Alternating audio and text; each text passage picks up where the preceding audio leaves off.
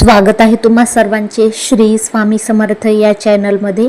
आज आपण जाणून घेणार आहोत होळीविषयी माहिती। व्हिडिओ शेवटपर्यंत नक्कीच पहा। व्हिडिओ जर आवडला असेल तर लाईक शेअर सबस्क्राइब नक्कीच करा। तर चला वेळ न घालवता आपण व्हिडिओला सुरुवात करूया। होळी हा रंगांचा, आनंदाचा आणि वाईटावर चांगल्याचा विजयाचा सण आहे। भारतात हा सण अत्यंत उत्साहाने साजरा केला जातो। या सणाबद्दलची सविस्तर माहिती आपण जाणून घेणार आहोत, तर व्हिडिओ शेवटपर्यंत नक्कीच पहा। होळी कधी साजरी केली जाते? होळी हा सण हिंदू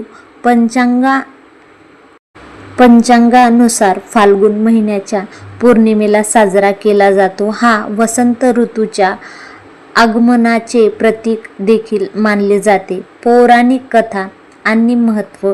होळी साजरी करण्यामागे मुख्यत्वे भक्त प्रल्हाद आणि होलिका यांची कथा प्रसिद्ध आहे।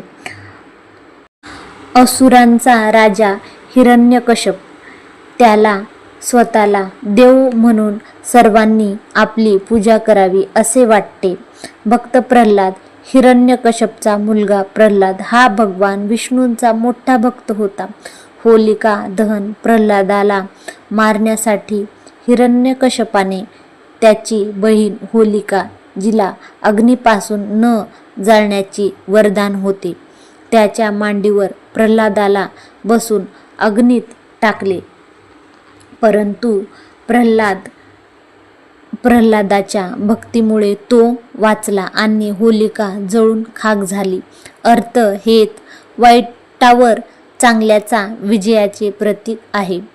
सण साजरा करण्याची पद्धती।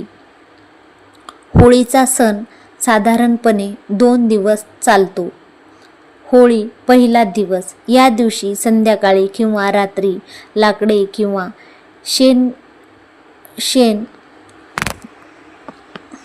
शेणाच्या गौऱ्या रचून होळी पेटवली जाते। नैवेद्य म्हणून पुरणपोळीचा मान असतो। अग्नीची पूजन किंवा मनातली वाईट विचार, दुर्गुण आणि कचरा या अग्नीत अर्पण केला जातो। धुलीवंदन। धुळवड। दुसरा दिवस। होळीच्या दुसऱ्या दिवशी एकमेकांना गुलाल आणि रंग लावून हा दिवस साजरा केला जातो। उत्तर भागात याला होली म्हणतात, तर महाराष्ट्रात धुलीवंदन म्हटले जाते। रंगपंचमी। होळीनंतर 5व्या दिवशी रंगपंचमी साजरी केली जाते। या दिवशी रंगांचा खरा उत्सव पाहायला मिळतो। होळीचे सांस्कृतिक आणि सामाजिक महत्त्व। एकता।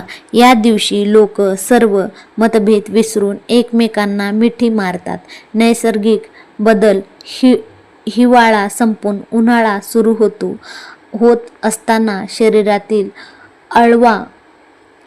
आळस झटकण्यासाठी आणि वातावरणातील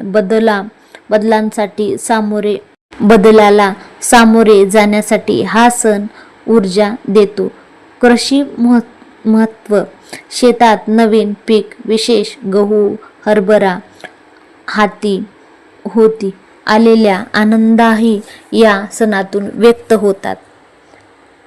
काळजी नक्कीच घ्या। सण साजरा करताना काही गोष्टी